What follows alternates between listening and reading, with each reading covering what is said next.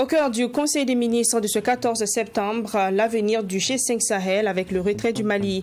Le Burkina Faso analyse ses rapports avec le G5 Sahel dans sa configuration actuelle et appelle à des réformes. À cette rencontre, l'exécutif a aussi adopté un projet de formation de 40 000 animateurs sportifs. Le compte-rendu du Conseil des ministres en début de journal. La cité de Kosodo dans un état de délabrement très avancé. Il faut agir maintenant pour éviter le pire. Dans ce 20h, vous verrez l'état des bâtiments de la cité. Vous entendrez les étudiants sur leurs conditions de vie et vous entendrez également les propositions du CNU pour changer la donne. Le directeur général du CNU, le docteur Sébastien Yukbaré, interviendra dans ce 20h.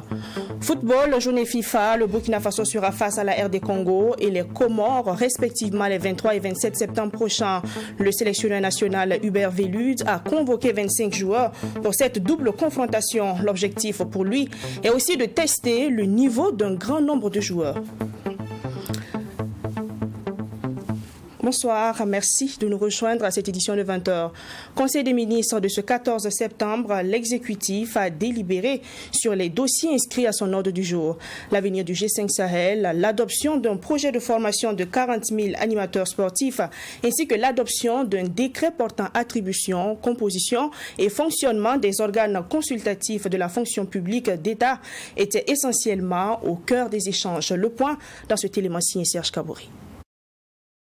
L'avenir du G5 Sahel avec le retrait du Mali ainsi que la redynamisation du Conseil de discipline par un élargissement du mode de saisine, voici ce qui ressort de l'hebdomadaire Conseil des ministres de ce mercredi, tenu sous la présidence du chef de l'État, le lieutenant-colonel Paul-Henri Sandaogo Damiba. Au titre du ministère en charge de la fonction publique, le Conseil a adopté un décret portant attribution, composition et fonctionnement des organes consultatifs de la fonction publique d'État. Ce décret vise à prendre en compte certaines innovations majeures en vue d'une redynamisation du Conseil de discipline par un élargissement du mode de saisine, notamment avec la possibilité d'autosaisine du Conseil de discipline.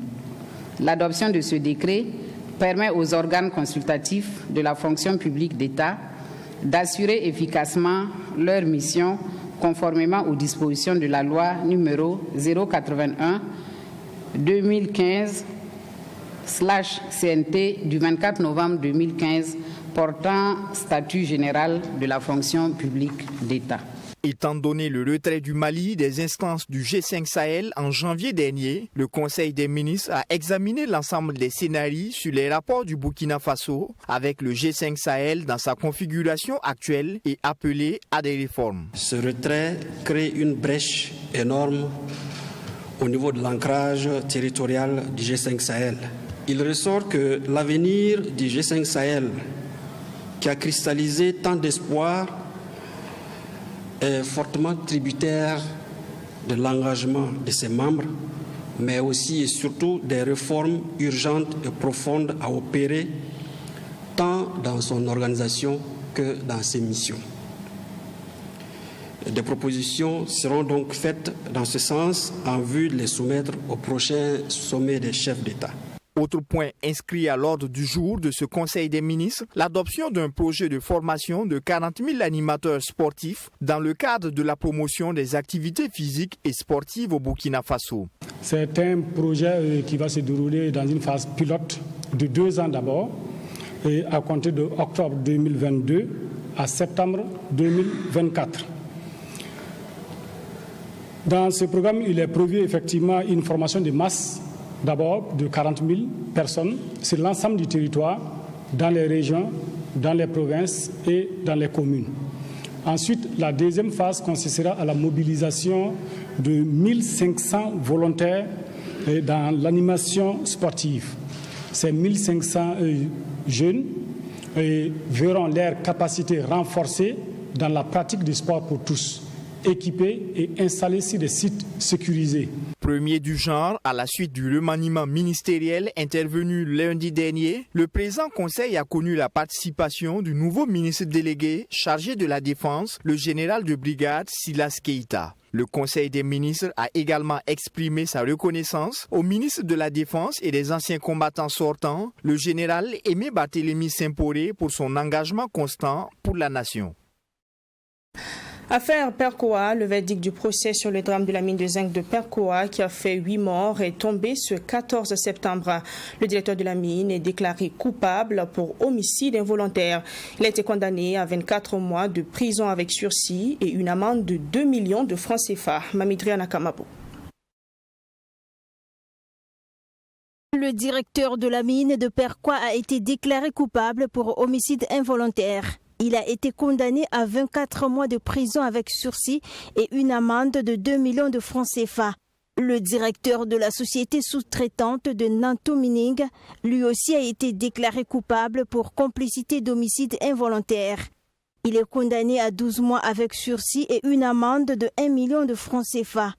Au cours du délibéré du procès, le tribunal a ordonné la relaxe de la mine et des 2 prévenus pour infraction non constituée. Ces derniers étaient poursuivis pour l'exercice d'activités d'exploitation minière sans autorisation légale, violation des prescriptions du règlement relatif à la sécurité et à la santé au travail dans les mines et carrières.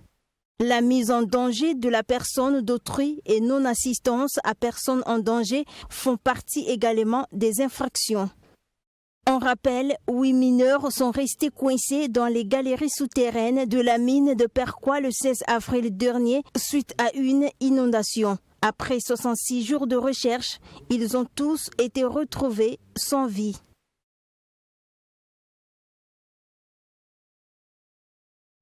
Considérée comme l'une des plus grandes cités universitaires du Burkina Faso, la cité universitaire de Kosodo, construite il y a 14 ans, se trouve aujourd'hui dans un état de délabrement très avancé. Les étudiants sont les premiers qui font les frais de cette situation. Ils se voient dans l'obligation d'étudier dans des conditions peu reluisantes.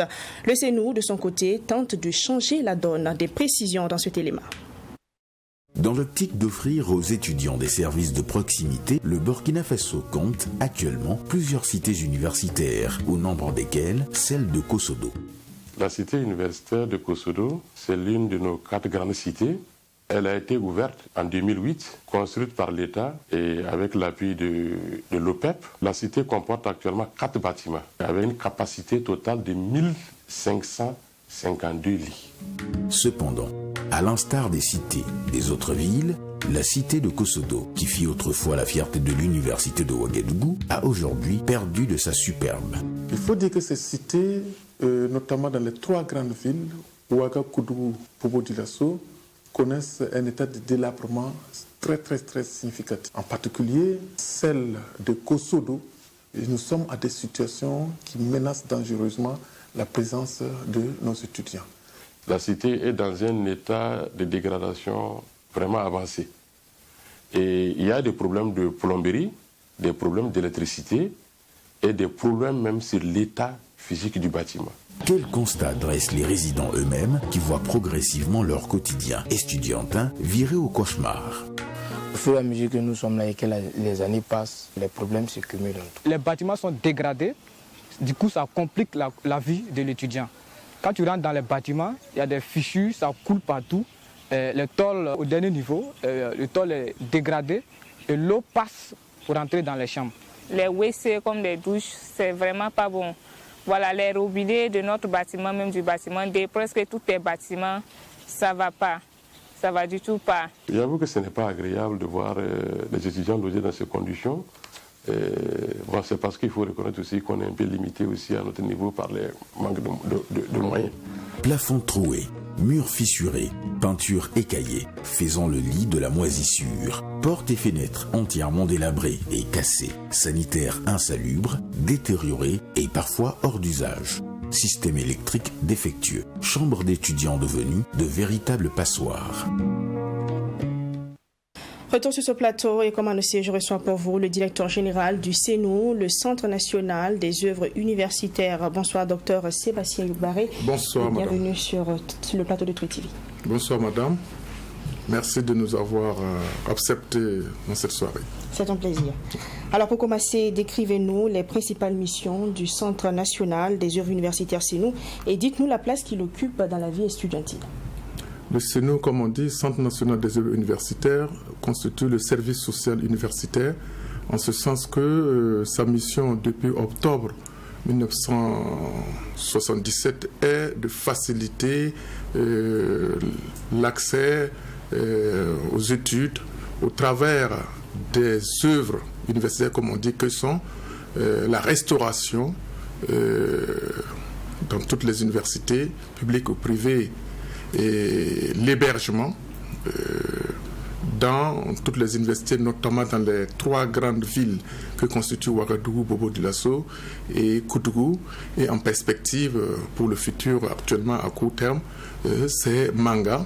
Et bien sûr, dans le programme du ministère, tout un programme est organisé pour atteindre toutes les villes de Burkina Faso qui accueillent des universités. Donc, au-delà de l'hébergement et de la restauration, vous avez la santé.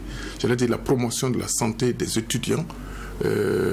Nous avons des centres médicaux, nous avons un système de solidarité des jeunes au travers des mutuelles, et nous avons aussi un service social et un service d'addictologie et de psychologie clinique qui accueille les étudiants en souffrance, qui ont un mal-être et des souffrances personnelles ou psychologiques.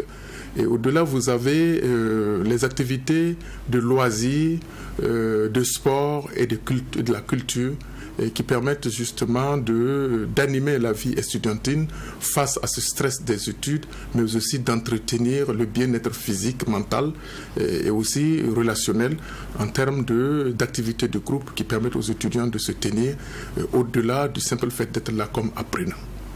D'accord. À la veille de cette rentrée universitaire, combien de cités universitaires compte notre pays et comment est-ce qu'elles se portent? Bon, à la veille de la rentrée, il faut dire aujourd'hui que nous sommes en pleine préparation et les cités universitaires sont au nombre de 12. On dirait 13, sauf que une des cités, outre que Kossodo en délabrement, c'est la cité de Nassau. À Bobo-Dioulasso. Donc à Bobo-Dioulasso, nous avons une seule grande cité et c'est l'une des plus importantes, j'allais dire. Et à Ouagadougou, nous avons 6 cités. Si je dis cité, c'est par rapport à des résidences comme des cités. Et à Koudougou, nous avons 5 cités en termes de résidences, comme et notamment la cité Fasotex à Bobo-Dioulasso. Donc à Koudougou, nous avons 12 cités universitaires dans un état de délabrement très très sérieux et c'est davantage endommagé que constitue la cité de Kossodo, dont nous voulons adresser notre cri de cœur pour que la communauté puisse nous accompagner au-delà des appuis de l'État. Docteur Sébastien Youbare, je suis tenté de vous demander concrètement qui a droit à la cité universitaire et quelles sont les conditions. Qui a droit à la cité universitaire, il y a tout Burkinabé inscrit régulièrement dans les universités et non salarié. Tout Burkinabé inscrit régulièrement dans les universités et non salarié. Ça, c'est très important. Si vous n'êtes pas inscrit dans une université, vous ne pouvez pas dormir dans une cité universitaire. En même temps, vous ne pouvez pas manger dans un restaurant universitaire. D'accord. Comment expliquez-vous l'état de dégradation très avancé de la cité de Kossodo, comme on l'a vu dans ce reportage? Et qu'est-ce que le CENU fait d'ailleurs pour y remédier? L'état de dégradation est associé au comportement humain. Mais aussi, quand je dis humain, au comportement humain, le comportement de l'étudiant comme le comportement de nous autres chargés d'administrer ces cités, chargés d'accompagner ces étudiants et qui devront veiller à ce que les normes d'habitation dans les cités soient respectés. Et ça engage aussi la responsabilité des prestataires qui nous accompagnent, qui deviennent quelque part des associés, des partenaires au travail. Et ça engage aussi l'engagement, ça engage l'État aussi en tant que principal fournisseur de soins. Je veux dire, c'est l'État qui nous donne des subventions et l'État doit veiller aussi à nous accompagner, mais ça engage aussi les prestataires, comme je dis, quand on prend les marchés, quand on prend les prestations qui sont signées à des millions, j'allais dire, sous la subvention de l'État, il faut s'appliquer.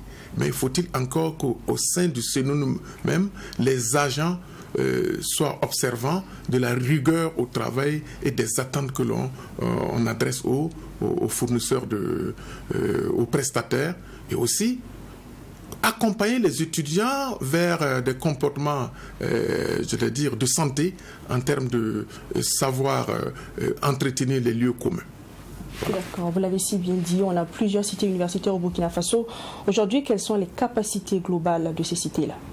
Aujourd'hui, avec les délabrements, la capacité globale, il faut les mettre à 4107 lits. Et ces 4107 lits, vous avez par exemple Bobo-Dioulasso qui est à 1061 lits, vous avez Koudougou qui est à 470 lits, vous avez Ouagadougou et Ouaga Centre, parce que j'en arrive, Ouaga Centre, qui est à 1425 lits, et vous avez, l'université Thomas Sankara à Gonsin, qui est à 1151 lits. Donc, avec le délabrement de certaines cités, nous fermer comme Nassau, vous comprenez bien qu'on ne peut pas avoir une réduction qui, sinon, auparavant, il faut compter à quelque chose de 7622 lits si tout était bien en place. D'accord, la demande est très forte. Qu'est-ce qui est fait au niveau du CENU pour d'ailleurs augmenter la capacité de ces cités-là? Pour augmenter la capacité de ces cités, l'État fournit d'énormes efforts en termes de programmation des constructions des cités universitaires, mais aussi en termes d'orientation des étudiants. Il faut se dire que depuis un certain temps, nous avons plus ou moins 13 régions universitaires qui permettent de déconcentrer les grands centres tels que Ouagadougou, Bobo-Dioulasso et Koudougou.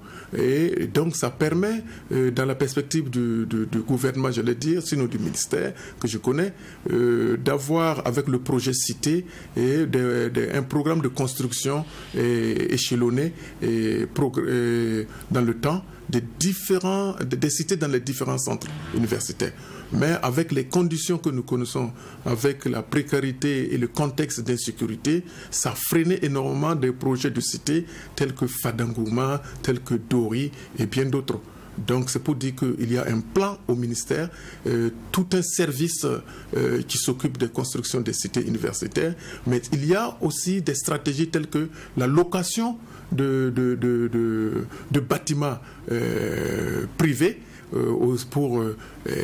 qui servent de résidence pour loger nos étudiants.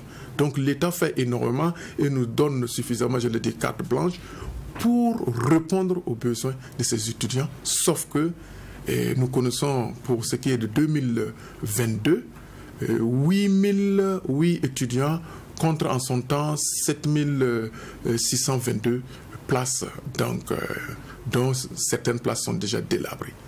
D'accord, docteur Sébastien Youkbaré. Il y a aussi l'épineuse question des étudiants en cité universitaire et ceux qui excèdent leur mandat. Quel impact sur votre gestion et comment le CENU compte résorber la question? Certains posent le problème du chevauchement des années académiques alors que leur mandat expire. Quelle solution? Le CENU, c'est comme des types de soupapes qui retiennent les frustrations, le stress des apprentissages. Parce que quand ça ne va pas ou quand ça va, il faut se reposer. Les cités universitaires, tout comme les espaces de récréation, de sport, tout comme les espaces de santé quand on ne se sent pas, c'est le lieu de fournir des soins à des étudiants, qu'ils soient en détresse ou pas.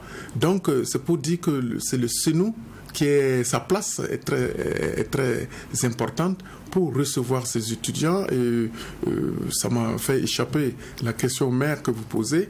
Vous pouvez revenir sur... D'accord, je voudrais juste que vous reveniez sur l'impact de l'augmentation sur la gestion du CENU. Oui, c'est notamment en termes d'impact, je l'ai dit, en termes de conséquences ou en termes de résultats aujourd'hui, vous voyez des multiples grèves. Ils sont davantage nombreux et il y a peu de place parce qu'il faut davantage construire des cités, mais là n'est pas le problème. Et à l'intérieur, il y a des étudiants qui excèdent les 2 ans de mandat. Donc quand on réside aussi en cité universitaire, quoique on accueille tous ceux qui sont inscrits et non salariés, on ne peut rester que 2 ans. Il y a des étudiants dans la cité de Kosodo qui font 7-8 ans qui y sont.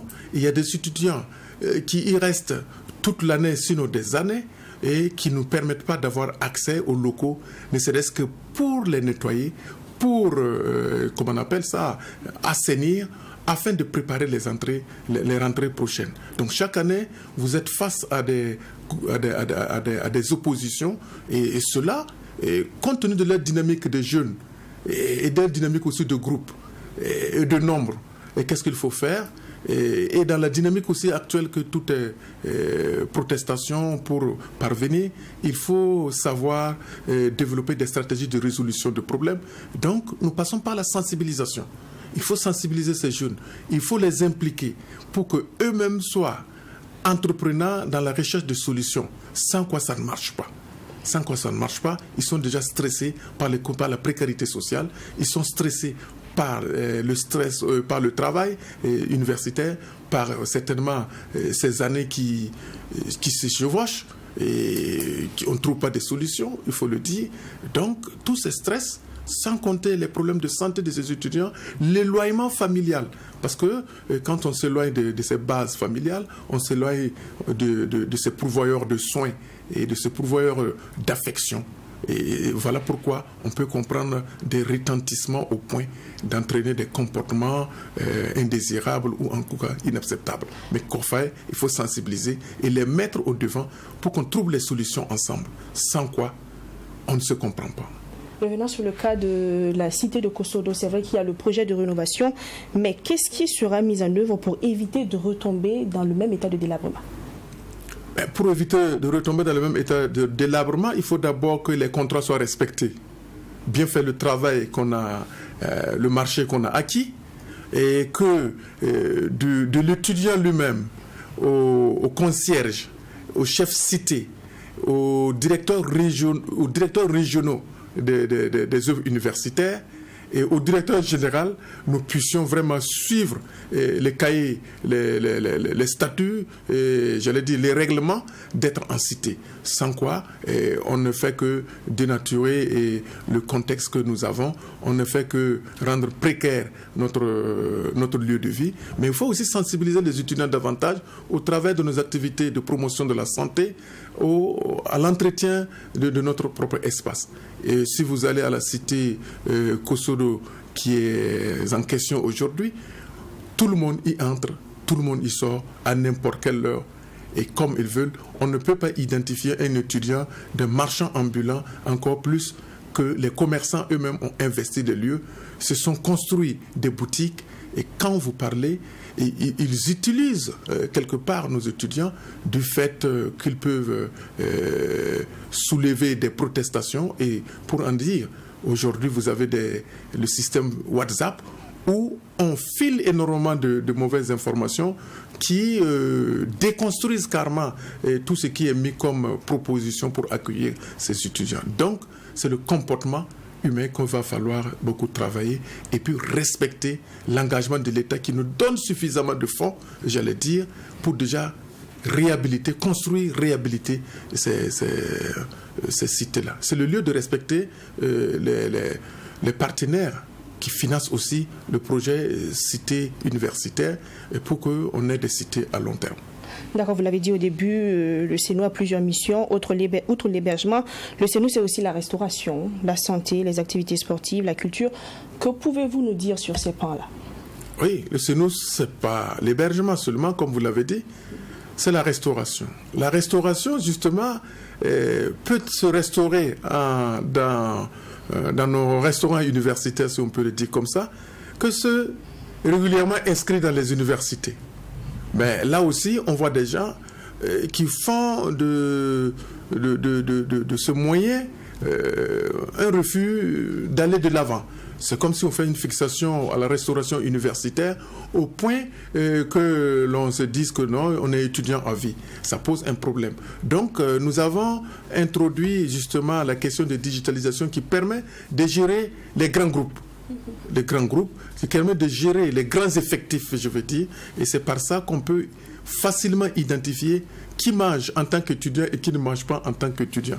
Donc facilement, ça nous permet aussi de contenir l'hémorragie en termes de dépenses publiques parce que nous avons les fonds de l'État et très souvent, si on ne fait pas attention, il peut avoir dans le système des tickets,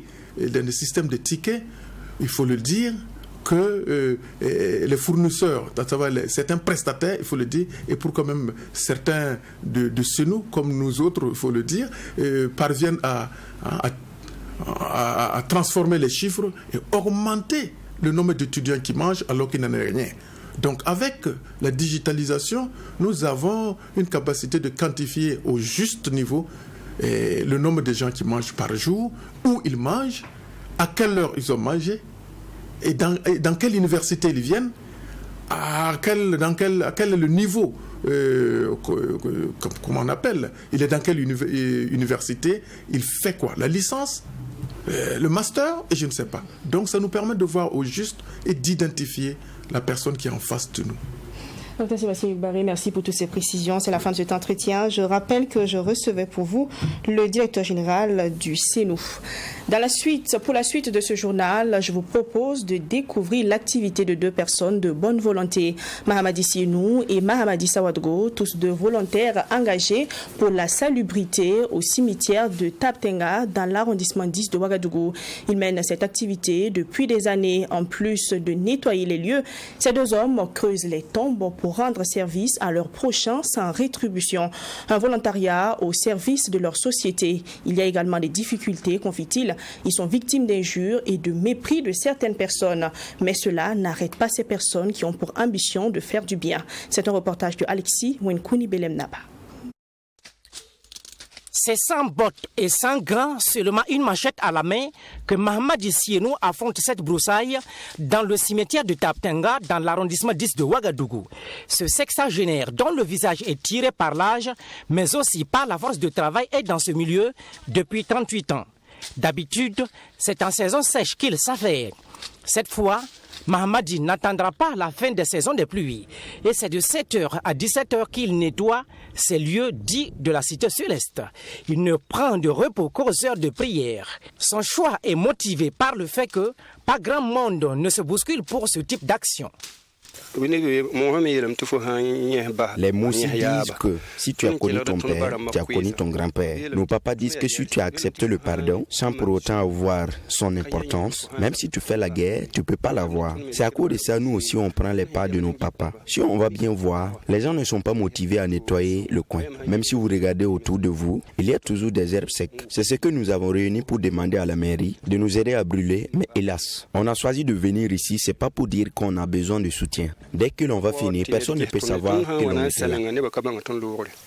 Il n'est pas seulement nettoyeur, il est aussi fossoyeur. Mahamadi, plus connu sous le nom Mbayarga, dit creuser des fosses funèbres pour aider les gens qui n'arrivent pas à trouver des lieux de sépulture pour leurs morts. Est-ce une activité rémunératrice? Non, nous répond-il. Il n'exige aucune rétribution et le fait de façon volontaire. Certaines bonnes volontés, par moments, le gratifient de sommes modestes en reconnaissance.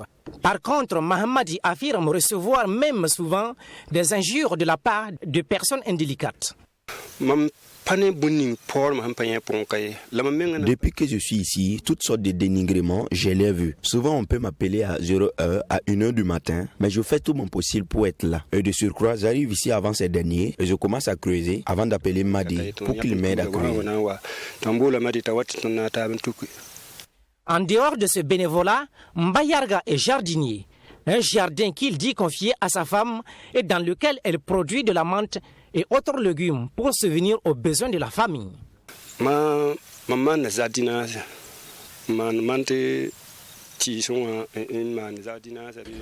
Je suis jardinier. Souvent, ma femme ou ma maman s'occupe de ça avant que j'arrive. Si quelqu'un m'appelle et que la terre est sec, je fais appel à Madi Sawargo pour qu'il vienne au cimetière.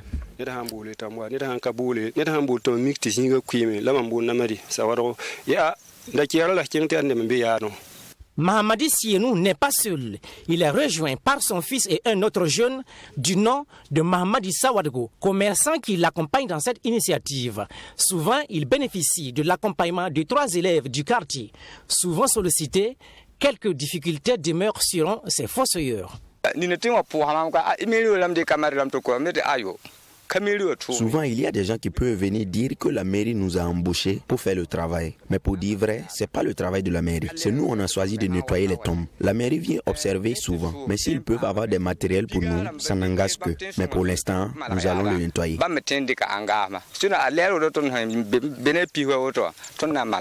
À côté de ces difficultés, il faut noter également celle de la voie d'accès au cimetière. Les véhicules des pompes funèbres se sont plusieurs fois embourbés à l'entrée du cimetière selon les riverains. Des doléances dans ce sens sont adressées aux premiers responsables de l'arrondissement 10 afin qu'une solution soit trouvée. Football, dans le cadre de la journée FIFA, les étalons seront face à la RD Congo et les Comores, respectivement, les 23 et 27 septembre prochains. Pour cette double confrontation, le sélectionneur de l'équipe nationale a fait appel à 25 joueurs. Il a dévoilé sa liste ce mercredi 14 septembre 2022. Dans cette liste, on note l'arrivée de nouveaux joueurs, mais aussi la présence de quelques-uns qui font leur retour. Les détails de Assami Touré. C'est la deuxième liste du technicien Hubert Vélude depuis son arrivée au sein des étalons. Pour cette journée FIFA, le Français a fait appel à 25 joueurs pour affronter la RD Congo et les Comores. Dans cette liste, on retrouve les cadors comme entre autres Bertrand Traoré, Edmond Tapsoba, Hervé Kofi, Issoufou Dayo, Issa Kaboré et l'absence de Adama Gira et Soumaïla Ouattara. L'objectif pour lui, c'est de pouvoir tester le maximum de joueurs. J'ai quand même gardé une grande ossature du premier rassemblement au niveau de la liste. Après, c'est vrai qu'il y a certains joueurs que je voulais voir et que j'ai pris. Donc, il y a 2 objectifs. C'est bien sûr se préparer pour le mois de mars, hein, techniquement, tactiquement, mentalement aussi, je dirais. Même au niveau de la dynamique de groupe, c'est très important de se retrouver. Et aussi de voir d'autres possibilités éventuelles. Il y a 2 objectifs. Donc pour moi, c'est un regroupement très important. Il y a l'arrivée également de nouveaux joueurs. On peut citer Hillel Konaté, Adamo Nagalo et Adama Fofana. Vélude justifie la présence de Hillel Konaté, le gardien de but. Qui a un certain niveau, tout simplement. Je vais vérifier son niveau. Je connais très bien la 2e division, la Ligue 2 française. C'est quelqu'un qui a le niveau qui pourrait jouer. C'est vrai qu'il est numéro 2, donc il ne joue pas souvent au même titre que Kylian. Maintenant, c'est un poste très, très important, très délicat. Je veux envisager toutes les solutions. Bien sûr que Baba Youré n'est pas du tout exclu du groupe. C'est quelqu'un que j'apprécie beaucoup. Mais je voulais voir Hilal, je veux vérifier. Je l'ai dit tout à l'heure, ce rassemblement de septembre nous permet peut-être de découvrir 2-3 joueurs qu'on ne connaît pas bien, quoi. Vélude a voulu, pour ces 2 matchs amicaux, compter encore sur des joueurs qui n'étaient pas dans la première liste, comme Djibril Ouattara, Draman Salou, Dylan Ouedraogo. Mais Franck Lassina Traoré n'est toujours pas dans la liste. Donc en fait, je connais bien ses blessures. Hein. Donc Lassina Franck a été absent 10 mois. Donc je ne sais pas si vous vous rendez compte, les ligaments croisés, une absence de 10 mois des terrains de football. Et c'est vrai que début septembre, il a fait des petites apparitions. Et bien sûr que j'ai échangé avec lui, mais je ne veux pas brûler les étapes avec lui, surtout médicalement. Donc Lassina Franck Traoré, je sais ce qu'il représente au Burkina, je sais ce qu'il peut nous apporter, je sais qu'on a vraiment besoin de lui, je ne veux prendre aucun risque. Je ne veux pas brûler les étapes, tout simplement. L'entraîneur des étalons apprécie par ailleurs la performance de Dango Ouattara. Pour lui, il devient un élément incontournable. Dango Ouattara, je dirais qu'il est en train de... Le mot n'est pas faible, il est en train de tout exploser en France. Hein. C'est remarquable ce qu'il fait. Je pense qu'il faut qu'il continue comme ça. S'il fait une saison comme ça sur le rythme sur lequel il a entamé la saison, ça va être une grande récompense pour lui en fin de saison. Il y aura sans doute peut-être un gros transfert pour lui parce que c'est énorme ce qu'il fait. Ces 2 matchs amicaux se joueront au Maroc à Casablanca les 23 et 27 septembre prochains. C'est la fin de ce 20h. Merci de l'avoir suivi. On se donne rendez-vous demain à la même heure pour une nouvelle édition. Mais avant, Yassine Sawadgo vous retrouve dans un instant pour le Sport 3 en langue nationale. Moré, restez sur Truy TV. Bonsoir.